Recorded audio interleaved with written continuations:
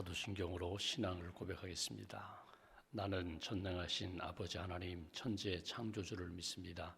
나는 그의 유일하신 아들 우리 주 예수 그리스도를 믿습니다.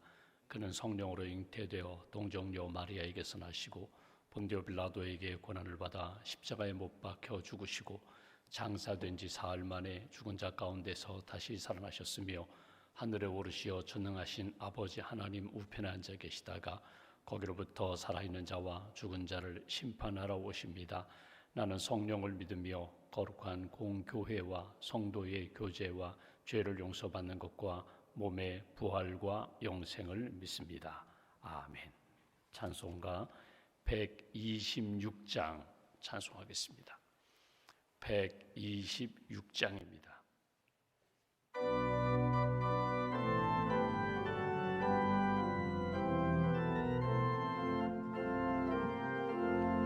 천사 찬송하기를 거룩하신 구주께 영광 돌려보내세 구주 오늘 나셨네.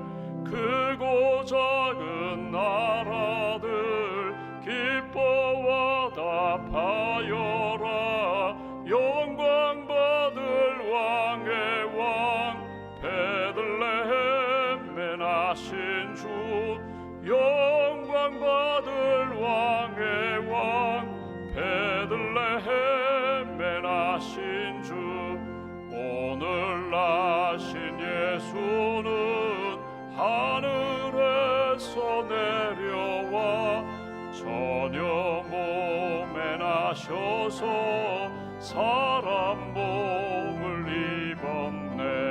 세상 모든 사람들 영원하신 주님께 영광 돌려보내며 높이 찬양하여라. 영광 돌려보내며 높이 찬양하여라. 의로우신 예수는 평화의 왕이시고 세상 빛이 되시며 우리 생명 되시네.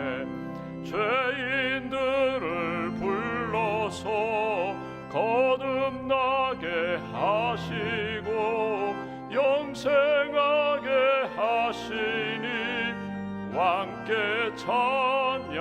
찬양하여라. 영생하게 하시니 왕께 찬양하여라.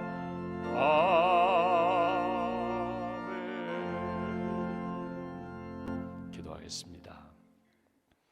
하나님이 세상을 이처럼 사랑하사 독생자 예수님을 우리에게 주셔서 감사합니다. 예수님의 오심을 기다리는 성탄절을 앞두고 대강절기 소망 가운데 또 믿음 가운데 주님의 사랑을 사모하며 날마다 주님의 은혜를 구하는 하나님의 사람들로 이끌어 주셔서 감사합니다. 어제는 주님의 날로 하나님을 만나게 하시고 말씀을 만나게 하시고 주님이 내게 주시는 말씀을 붙잡고 은혜 가운데 다시 한번 우리 자신을 돌아볼 수 있도록 인도해 주셔서 감사합니다. 이 아침에도 저희들을 깨워주셔서 일터에 가기 전에 사람들 만나기 전에 먼저 주님 앞에서 기도하며 믿음으로 하루를 시작할 수 있도록 경건의 은혜와 능력으로 채워주셔서 감사합니다. 주님 앞에 왔사오니 하늘문 여시고 기도하는 모든 심령들 가운데 성령과 말씀과 은혜의 담비를 부어 주시옵소서. 오늘 한 날이 주님 안에서 평안한 날이 되게 하시고 우리가 기도하고 꿈꾸는 대로 가장 아름다운 길로 인도함 받는 생명길 걸어가는 복된 날 될 수 있도록 함께하여 주시옵소서. 우리에게 믿음을 주셔서 감사합니다. 예수님 믿고 구원받아 예수님의 이름으로 기도하며 예수님의 이름으로 어둠을 이기며 살아가는 빛의 자녀로 삼아주셔서 감사합니다. 오늘 하루도 맡겨주신 사명, 맡겨주신 말씀, 깨달음을 주셨고 사명을 주셨는데 하나님 뜻에서 벗어나지 않는 믿음의 길 바르게 잘 걸어갈 수 있도록 함께하여 주시옵소서. 이 한 주간 특별히 어려운 결정을 앞두고 있는 분들에게 지혜의 영으로 함께하여 주시고 사람의 마음이 아니라 하나님의 마음 붙잡고 아름다운 선택과 결정으로 나아갈 수 있도록 함께하여 주시옵소서. 특별히 수술을 앞두고 있는 사랑하는 성도님들, 하나님께서 평강의 은혜를 덧입혀 주시고 수술 과정 가운데 깨끗하게 치유하여 주시며 온전히 몸과 마음과 영혼이 하나님 앞에 새롭게 거듭나 주님 앞에 건강함으로 섬길 수 있는 은총을 허락하여 주시옵소서. 성탄절에 아직도 어려움을 겪고 있는 많은 이웃들이 있습니다. 특별히 경제적으로 어려움을 겪고 있는 가정들마다 또 사업체마다 은총의 손길을 베풀어 주시고 회복의 길로 인도하여 주시며 약할 때 강함되게 하시고 부족할 때 채워주시는 하나님의 은혜를 만날 수 있도록 주님 함께하여 주시옵소서. 코로나 확진을 받고 치료 중인 분들도 계십니다. 또 코로나 종식을 위하여 애쓰고 있는 우리 방역당국 의료진들 가운데 지치지 않도록 새 힘을 덧입혀 주시고 이때에 하나님 생명의 주인이 누구이신지 우리의 인생의 목자가 누구이신지 다시 한번 깨닫고 생명과 건강과 의의 길을 잘 걸어가는 저희 모두가 될 수 있도록 함께하여 주시옵소서. 오늘도 하나님 나라와 민족을 위하여 섬기는 많은 분들이 있습니다. 정치 지도자들 가운데 하나님을 두려워하고 국민들을 사랑하며 의와 사랑의 길로 우리 대한민국을 잘 섬기고 이끌 수 있도록 지도력을 허락하여 주시옵소서. 주님의 몸된 교회 땀 흘리며 수고하고 헌신하는 많은 분들이 있습니다. 중보 기도자들을 주님 기억하시고 새벽기도 300용사들을 기억하시고 특별히 이웃을 사랑하며 돌보며 섬기는 많은 분들 그 수고와 헌신을 하나님 기억하여 주시옵소서. 이 아침에도 이른 아침부터 차량 운행하는 기사님들 또 예배위원, 안내위원, 반주자로 방송실에서 섬기는 모든 봉사자들 마음의 평안을 덧입혀 주시고 강건함으로 감사와 기쁨으로 잘 섬길 수 있는 은혜의 삶이 될 수 있도록 함께하여 주시옵소서. 오늘도 하나님 하루의 기도 제목을 주님 앞에 맡깁니다. 말씀을 허락하여 주시고 또 주시는 말씀을 통하여 평강과 생명의 길 잘 걸어가는 귀한 심령 될 수 있도록 함께하여 주시옵소서. 오늘도 하나님 믿음으로 감사함으로 귀한 예물을 봉헌하는 손길을 기억하시고 이 땅 살아가며 물질로 시험 겪지 않도록 하나님께서 영적으로 육신적으로 경제적으로 은혜 위에 은혜로 주님 채워 주시옵소서. 한나라의 삶을 온전히 주님께 맡깁니다. 우리의 모든 것을 아시는 하나님, 우리의 심령을 붙들어 주시고 의의 길로 생명의 길로 우리를 인도하여 주시옵소서. 감사 찬송 주님께 올려드리오며 우리 주 예수님의 이름으로 기도하옵나이다. 아멘. 오늘 말씀은 누가복음 2장 말씀 보겠습니다.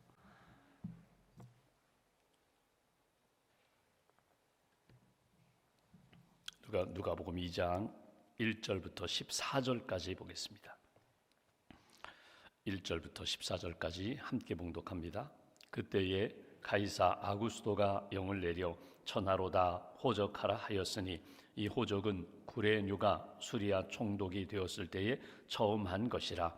모든 사람이 호적하라 각각 고향으로 돌아가매 요셉도 다윗의 집 족속이므로 갈릴리 나사렛 동네에서 유대를 향하여 베들레헴이라 하는 다윗의 동네로 그 약혼한 마리아와 함께 호적하러 올라가니 마리아가 이미 잉태하였더라. 거기 있을 그때에 해산할 날이 차서 첫 아들을 낳아 강보로 싸서 구유에 누였으니 이는 여관에 있을 곳이 없음이로라. 그 지역의 목자들이 밤에 밖에서 자기 양떼를 지키더니 주의 사자가 곁에 서고 주의 영광이 그들을 두루 비추매 크게 무서워하는지라. 천사가 이르되 무서워하지 말라. 보라, 내가 온 백성에게 미칠 큰 기쁨의 좋은 소식을 너희에게 전하노라.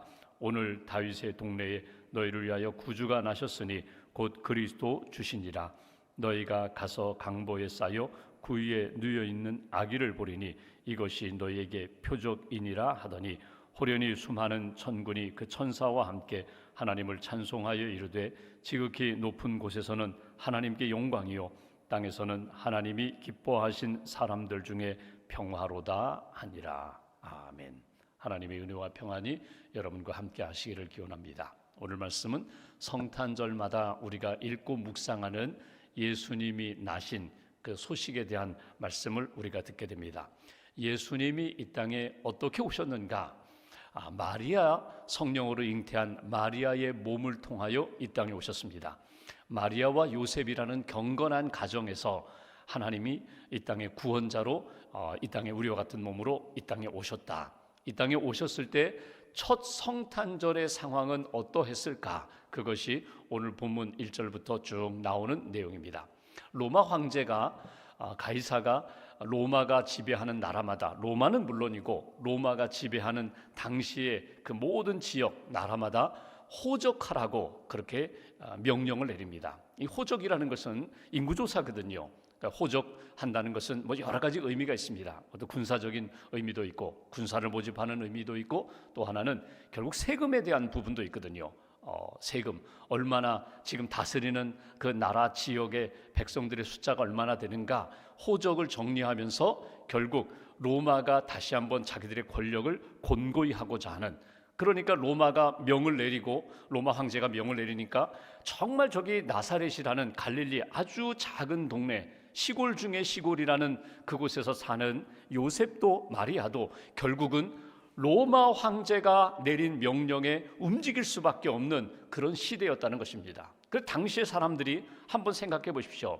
갈릴리 나사렛에서 이 베들레헴까지는 한 80마일 정도 되거든요. 한 124km, 120km가 넘거든요. 그걸 걸어서 가는 것입니다. 나귀 타고 가기도 하고 또 말을 타고 가기도 하지만, 가난한 사람들은 대부분 다 걸어서 자기 고향, 본적이 있는 곳으로 가서 호적을 정리하는 거거든요. 그러니까 움직이면서 뭐 좋아할 사람도 있겠죠. 고향에 한번 가본다. 처음 내가 태어나서 내가 고향에 처음 가. 나는 가보지도 않았는데 우리 할아버지 그 다윗이 태어난 곳, 다윗의 고향이었던 그곳에 가는 거야. 이런 기대를 가지고 가는 사람도 있겠지만, 불편해하면서 가는 사람들도 적지 않았을 것입니다. 이 모든 것은 누구에 의해서 이루어지는 것이라고요? 로마 황제에 의해서 주가 되는, 당시에 우리의 주는 가이사, 이 시저 가이사 로마 황제가 우리 세상을 지배하는 시대입니다. 어쩔 수 없이 그의 명령이라면 가야죠. 할 수 없이라도 가야죠. 그것이 당시의 상황이었다는 거예요. 로마 황제가 지배하던 시대, 호적하러 갔습니다. 멀리 갔어요. 그리고 베들레헴까지 갔는데 이미 그의 아내 마리아는 만삭인 상태였습니다. 그 가운데 오늘 한번 첫 번째로 우리가 묵상할 주제 7절 말씀 보십시오. 첫 아들을 낳아 강보로 싸서 구유에 뉘었으니 이는 여관에 있을 곳이 없음이러라. 여관이 없었다는 거예요. 여관이 있었는데 여관에 들어갈 자리가 없었다는 거예요. 조금 더 정확히 표현하면, 당시 베들레헴 사람들이, 물론 사람들이 너무 많아요. 인구가 너무 많아져가지고 공간이 없어요. 모든 숙박시설이 다 10,000원입니다. 뭐 이런 상황일 수도 있지만, 한 사람, 지금 출산을 앞두고 있는 한 여인, 한 가정을 받아들일 만한 마음의 여유가 없었다는 거예요. 인색했다는 거예요. 종종 우리가 그런 이야기를 하죠. 여기 어르신들도 계시지만, 옛날에는 안 그랬는데, 옛날에는 이 정도로 각박하지 않았는데, 인색하지 않았는데, 시대가 바뀌고 상황이 바뀌어서 모두가 다 개인주의화 됐어. 개인주의, 자기밖에 모르는 그런 세상이 돼버렸어. 물론 세상이 흘러가면서, 시대가 흘러가고 세월이 흘러가면서 그렇게 바뀐 문화, 바뀐 인심도 있습니다. 그것도 맞아요. 그런데 거슬러 올라가서 2000년 전 베들레헴 상황 보십시오. 한 사람, 어려움을 겪고 있는 사람 마음에 받아들일 만한 여유가 당시에도 없었다는 거예요. 개인주의화되어 있고, 만약에 여러분 생각해 보십시오. 내 아들, 딸이 이런 상황에 처했다면, 여러분 우리 집 안방이라도 내주고, 아니 우리와 함께 여기서 먹고 자자고 그렇게 하지 않을까? 그런데 오늘 마리아, 만삭된 마리아를 영접할 만한 그런 여유가 없었다. 이것이 두 가지입니다. 로마 황제가 지배하는 시대, 정치, 경제, 문화, 사회 모든 것들, 우리의 주인은 로마 황제입니다. 이 시대에, 그리고 그 영향권 아래서 살아가는 사람들의 마음은 늘 닫혀 있었다. 한 사람이 출산을 앞두고 있는데도 불구하고 그를 영접할 만한 여유가 없었다. 우리가 한번 보십시오. 시간이 흘러가면서 자연스럽게 내 마음이 열리고, 가난한 사람들, 힘든 사람들, 굶주린 사람, 헐벗은 사람, 조건 없이, 이해관계 없이 그 사람이 나에게 해로운가 이익이 되는가 이런 조건 없이 그냥 받아들일 수 있는 그런 마음이 우리에게 있는가 한번 돌이켜 볼 필요가 있어요. 우리가 의지적으로 정말 주님을 의지하여 내 것을 나누어 주고 내 마음을 열고 그를 조건 없이 받아들일 수 있는 그런 마음, 그런 성탄절이 되어야 하지 않을까. 또 하나 오늘 생각할 것은 이것입니다. 오늘 예수님이 이 땅에 오실 때에 베들레헴에서 오셨어요. 베들레헴에서 태어나셨습니다. 마굿간에서 태어나셨다는 거예요. 근데 오늘 본문에 보시면 이 계속 반복되는 단어가 나옵니다. 구유라는 단어가 나옵니다. 여기 첫 아들 7절 강보로 싸서 구유에 뉘었다. 그리고 그 다음에도 보면 구유라는 말씀이 계속 나와요. 12절에도 보면은 강보에 쌓여 구유에 뉘어 있는 아기를 보게 될 것이다.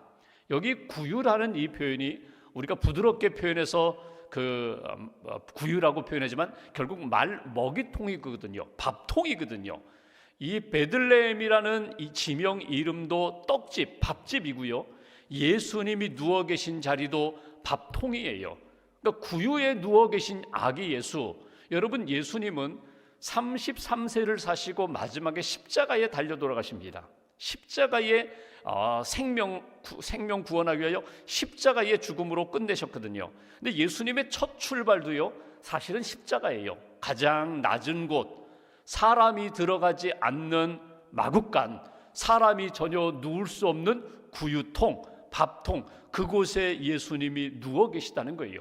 그러니까 예수님의 인생은 우리를 구원하기 위하여 오셨는데 어느 정도 하면 낙차로 이야기하면 가장 높은, 지극히 높은 하늘 보좌에서 가장 인간의 낮고 낮은 자리 마굿간, 그리고 밥통까지 그렇게 내려오셔서 우리를 구원하기 위하여 사랑의 역사를 이루어 가셨다는 거예요. 그러니까 예수님은 첫 출발부터 십자가의 길을 걸어가셨다. 여러분, 우리가 종종 이런 이야기를 합니다. 나중에 좀 시간적 여유가 생기고 내가 좀 준비가 되고 훈련을 받으면 그때부터 헌신하겠습니다. 그러면 헌신하지 못해요. 계속해서 다음부터 이루어지면, 완성되면, 준비되면, 여유 있으면 계속 미루게 됩니다. 언제부터 우리가 헌신하게 되는가? 내가 예수님을 믿고 내게 주시는 감동의 역사가 있을 때부터 그때 헌신하는 거예요. 제가 부끄러운 이야기 하나 하면, 제가 먼저 살던 캐나다에서 한번 제 아내와 함께 병원에 갈 일이 있었습니다. 막 병원에 약속을 하고 막 이제 병원을 가게 되는데, 가다 보니까 한 분이 이렇게 길가에 쓰러져 있어요. 쓰러져 있고 그 옆에 나그네가 좀 지나가는 행인이 돌보고 있고, 그런데 이렇게 그냥 지나쳐 버렸거든요.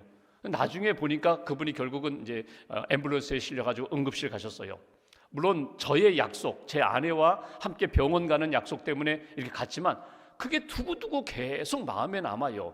선한 사마리아인의 비유 말씀을 읽을 때마다 계속 자책감이 생겨요. 그때 내가 그 병원 약속 좀 미루고 설사 내가 의사를 만나지 못한다 할지라도 내가 그분을 좀 돌보면 어땠을까?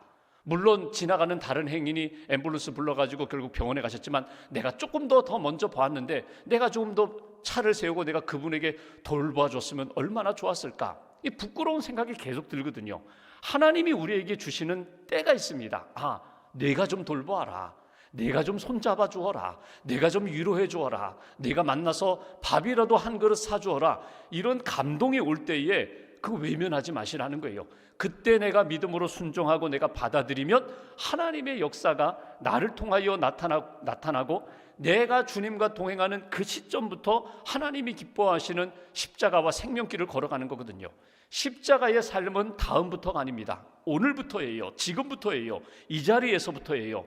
내가 만나는 사람, 내가 만난 상황, 내가 기도해야 할 제목들 지금부터 품고 주님의 마음 이끌어 주시는 대로 그때부터 나아가면 돼요. 예수님은 처음에 베들레헴에 오셔서 마굿간에서 말구유에서부터 그의 삶을 시작하셨습니다. 처음부터 죽으러 오셨어요. 처음부터 낮은 자를 위해서 이 땅에 오셨어요. 가난한 자들, 낮은 자들, 소외된 자들, 고통 가운데 있는 자들, 말구유에 누워 계신 아기 예수, 내가 너희들의 상황을 안다, 마음을 안다, 아픔을 안다, 슬픔을 안다, 그리고 위로해 주시는 그 아기 예수의 모습을 우리가 주목할 필요가 있다는 것입니다. 또 하나 오늘 주제 말씀 가운데 묵상할 것은요, 예수의 나심에 대하여 천사가 들에서 양을 치는 목자들을 찾아가서 소식을 전해요. 오늘 말씀 보시면 이렇게 표현합니다. 여기 9절 이하를 제가 보겠습니다. 주의 사자가 곁에 서고 주의 영광이 그들을 두루 비추매 크게 무서워하는지라. 목자들에게 나타나니까 갑자기 이상한 현상 때문에 두려움에 목자들이 빠졌다는 것입니다. 10절 천사가 이르되 무서워하지 말라. 보라 내가 온 백성에게 미칠 큰 기쁨의 좋은 소식을 너희에게 전하노라. 이게 복이라는 거예요. 너희들에게 복된 소식을 전한다. 기쁨의 소식을 전한다. 그 기쁨도 아주 큰 기쁨, 세상에서 만나지 못할 만한 큰 기쁨의 좋은 소식을 너희에게 전한다. 그 복된 소식이 뭘까요? 너희들 가난하지? 부자가 될 거야. 너희들 제대로 거처할 집이 없지? 목자들은 늘 들에서 살았으니까, 양들과 함께 살았으니까. 사실은 당시의 목자들은요 가난했습니다. 우리가 뭐 선한 목자 하면 성화에 아주 멋진 인자한 지팡이 짚고 있는 목자를 생각하는데 정말 가난했어요. 씻지도 제대로 못했어요. 자기 양들도 아닙니다. 양의 소유주는 따로 있어요. 다른 사람의 양을 월급을 받으면서 삭스를 받고 임금을 받고 돌보아주는 사람이에요. 이 가난한 목자들을 향하여 너희들이 이제 부자가 될 거야. 너희들이 치는 양들이 다 너희 것들이 될 거야. 너희들이 좋은 집을 얻을 거야. 뭐 이런 것들이 세상적인 기준으로 그것이 복된 소식일 것 같은데, 오늘 천사가 그들에게 전해준 좋은 소식이라는 것은, 기쁜 소식이라는 것은 그런 세상적인 땅의 문제가 아니라, 오늘 여기 말씀을 보십시오. 이렇게 표현합니다. 11절 오늘 다윗의 동네에 베들레헴에 너희를 위하여 구주가 나셨으니 곧 그리스도 주시니라. 구주가 나셨다는 거예요. 영적으로 구원할 메시아가 오셨다는 거예요. 진짜 주인이 나타났다는 겁니다. 당시에 주 하면은 가이사, 로마 황제가 주인이었는데 아니라는 거예요. 로마 황제 위에 천지의 이 모든 온 세상 천지의 주인 되시는 그분이 너희 가운데 나타났다는 거예요. 그분이 오셨다는 거예요. 이게 좋은 소식이다. 그러니까 우리 삶에 있는 인생의 땅의 문제만이 아니라 영적인 문제, 죄의 문제, 죽음의 문제까지도 다스리시고 구원의 길로 인도해 주실 그분이 너희 가운데 오셨다. 이게 복된 소식이라는 거예요. 여러분, 복이라는 것을 시간적으로 이야기하면 현재 내 손에 잡혀야 복이라고 생각합니다. 현재 잡혀야, 문제가 해결되어야 이게 복이라고 생각해요. 또 어떤 경우에는요, 과거의 은혜와 추억을 그리면서 나는 참 복된 그런 시간들을 많이 가졌어, 이것도 복이라고 생각하세요. 근데 오늘 예수님이 태어나셨을 때에 목자들에게 준 복은요, 현재의 지금 손에 바뀌는 것 아무것도 없습니다. 과거의 삶에 영적으로 해석한다고 바뀔 것도 별로 없어요. 여기에 나타나는 복은요, 전적으로 미래적인 복입니다. 너희의 미래의 인생이 바뀔 거야. 너희 미래가 지금 어둠과 죄에 눌려있는 너희들에게 빛과 생명의 역사로 나타날 거야. 미래에 주신 복이거든요. 예수님이 이 땅에 오심으로 결국 너희가 예수 그리스도의 생명의 은혜를 받아 너희의 미래가 바뀌게 될 거야. 큰 기쁨의 좋은 소식이라고 그렇게 가르쳐 줍니다. 여러분, 우리가 인생을 살아가면서 목자들과 같이 어려움에 처할 때가 있거든요. 성탄절에 우리가 기대하는 은혜와 복은요, 하나님, 오늘 현재의 삶 가운데 하나님이 풀어주시고 해결해 주시는 은혜를 받게 해주세요. 기도할 제목입니다. 지난 시간들에 대하여 감사하게 해주세요. 이것도 중요합니다. 그런데 오늘 큰 기쁨의 좋은 소식은 너희의 미래가 너희가 원하는 대로가 아니라 하나님이 기뻐하시는 대로 너희들이 인도함을 받을 거야. 이게 복이라는 거예요. 천국, 확실한 복이 있다는 거예요. 확실한 구원의 역사가 너희들에게 있기에 이것이 진짜 복이다. 이것이 천사들이 목자들에게 가르쳐준 메시지입니다. 상황 전혀 바뀌지 않았어요. 그런데 나중에 우리가 읽어보시면 목자들의 그 중심이 바뀌었잖아요. 야, 예수 오셨다, 메시아 오셨다, 구원자가 오셨다. 그 은혜와 복이 그들에게 임했다. 마지막 한 가지 보십시오. 여기 13절에 보시면 호련히 수많은 천군이 그 천사와 함께 하나님을 찬송합니다. 성탄 찬송.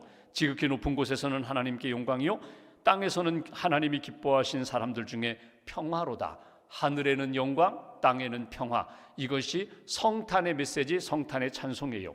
여기 보시면 진짜 복은, 은혜는 어디에 있는가? 하늘의 영광, 땅의 평화. 이것이 복이라는 거예요. 평화. 우리는 땅의 평화를 추구하거든요. 갈등이 해결되고 문제가 해결되고 내 마음에 평안이 임하고 사람들과 다투지 않고 싸우지 않고 화해하고 그래서 평화를 이루고 그리고 세상에 여러 가지 어려운 문제들이 잘 해결되는 것, 그래서 문제 없이 갈등 없이 싸움 없이 살아가는 것, 이 평화를 우리가 추구합니다. 근데 순서가 중요해요. 이 평화는 어디에서 오는가 하면 하나님께 영광이 나타날 때에 이 평화가 임하게 된다는 거예요. 두 사람이 서로 야 우리 다투지 말자 싸우지 말자 서로 화해했는데 서로 조약을 맺었는데 그런데 어떤 이해관계가 쫙 생기면 어떻게 해요? 다시금 원수가 되잖아요. 중동과 미국이 대통령이 수상이 만나서 서로 평화 조약을 맺고 우리 싸우지 말자 이렇게 아무리 했다가도 상황이 조금 바뀌면 다시 포탄이 막 날아다니는 그런 상황, 이게 세상의 평화라면 오늘 하나님이 우리에게 약속하신 평화는 하나님께 영광이 되면 하나님의 뜻을 붙잡으면 두 사람과의 갈등의 관계는 하나님이 해결해 주신다. 이것이 성탄의 평화입니다. 하나님의 뜻, 하나님의 마음, 하나님의 그 영광을 붙잡고 사는 인생, 거기에 진정한 평화의 역사가 임하게 된다. 그래서 오늘 기도하면서 하나님이 원하시는 뜻이 무엇일까요? 하나님이 되게 원하시는 소원이 무엇일까요? 그 하나님의 뜻 붙잡고 하나님께 기쁨이 되면 오늘 여기 다시 한번 14절 보십시오. 이렇게 표현합니다. 하나님께 영광이요 땅에서는 무조건 평화가 아니라 하나님이 기뻐하신 사람들 중에 평화입니다. 하나님의 영광, 하나님의 뜻을 붙잡고 살아가는 하나님이 기뻐하신 사람, 쉽게 말하면 하나님이 정말 사랑하는 사람, 좋아하는 사람들에게 이 하늘의 영광이 땅에는 평안으로, 우리 심령과 삶 가운데는 평안으로 임하게 된다. 이것이 성탄의 메시지입니다. 근 100년, 지난 100년의 역사 가운데 인류에 영향을 끼친 사람이 있어요. 세 사람을 꼽으라면 여러분 잘 아시는 프로이드, 심리학자거든요. 또 하나 피카소, 화가거든요. 문화 예술계, 그리고 아인슈타인, 그 과학자거든요. 물리학자. 은연중에 우리의 삶 가운데 그분들의 영향을 받았어요. 그런데 여러분 진짜 내 인생에 영향을 끼친 사람은 누군가? 우리 아버지, 우리 어머니, 선생님, 또 좋은 신앙의 지도자, 그분의 영향을 받았다.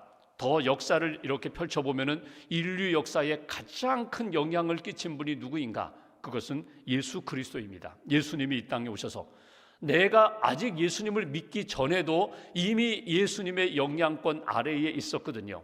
이 BC, AD 잘 아시는 것처럼 Before Christ, Anno Domini, 예수님 오시기 전에 어둠의 역사와 Anno Domini, 주님이 오셔서 주님이 다스리는 시대, 그 시대 속에서 내가 태어나고 내가 복음을 듣고 내가 하나님의 자녀가 되고 예수님이 지금도 내 안에 오셔서 주인 되시는 역사, 내 인생에 나는 아직도 예수님 없는 어둠의 역사로 살고 있는가? 예수님을 영접하고 하늘에는 영광 땅에는 평화의 삶으로 살고 있는가? 다시 한번 이렇게 조명해 보시면서 오늘 하루 하나님 앞에서 딱 붙잡으시면 좋겠어요. 하나님, 내게 만나게 하시는 사람 가운데 힘들고 어려운 사람이 있다면 나를 통하여 선한 영향력, 복음의 영향력이 나타나게 해달라고.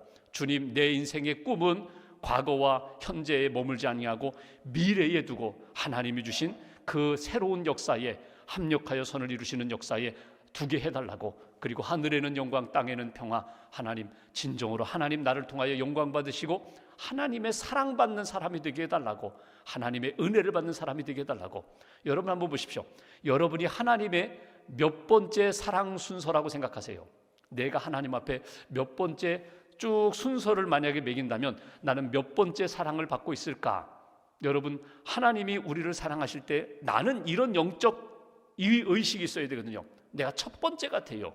내가 하나님의 사랑을 가장 많이 받는 사람 같아요. 그 사람이 행복한 신앙이에요. 내가 꼴찌 같아요. 여러분, 다 저 사람도 사랑하고 하나님이 저 사람에게도 은혜 주신데 나는 아직도 사랑받지 못하는 것 같아요. 이거 너무나 불행하거든요. 나는 언제나 하나님 앞에 마치 맏아들처럼, 첫 사랑 받는 손주처럼 나는 하나님의 날마다 사랑을 받고 살아가는 인생이다. 그런 영적인 그런 감사와 의식 가운데 오늘 하루도 믿음으로 살아가는 저와 여러분들 되시기를 주님의 이름으로 기원합니다. 기도하겠습니다. 오늘 말씀 붙잡고 우리가 기도합니다. 첫 번째 성탄절에 대한 말씀을 읽습니다. 하나님, 어두운 시대, 로마의 권력자가 지배하던 시대에 이 땅의 베들레헴 마구간 구유에 누워 계신 아기 예수님을 주목합니다. 예수님이 이 땅에 오심으로 우리의 세상의 역사가 바뀌고 내 인생의 삶의 역사가 바뀐 것처럼 오늘 주님을 다시 한번 집중하여 바라보게 하시고 영접하게 하시고 예수 그리스도의 은혜와 생명 가운데 평안 가운데 살아가는 하나님의 백성들 되게 해달라고, 오늘도 그 믿음으로 하나님 앞에 승리하는 하나님의 자녀들 되게 해달라고 말씀 붙잡고 함께 기도하겠습니다. 주님 감사합니다. 믿음의 길자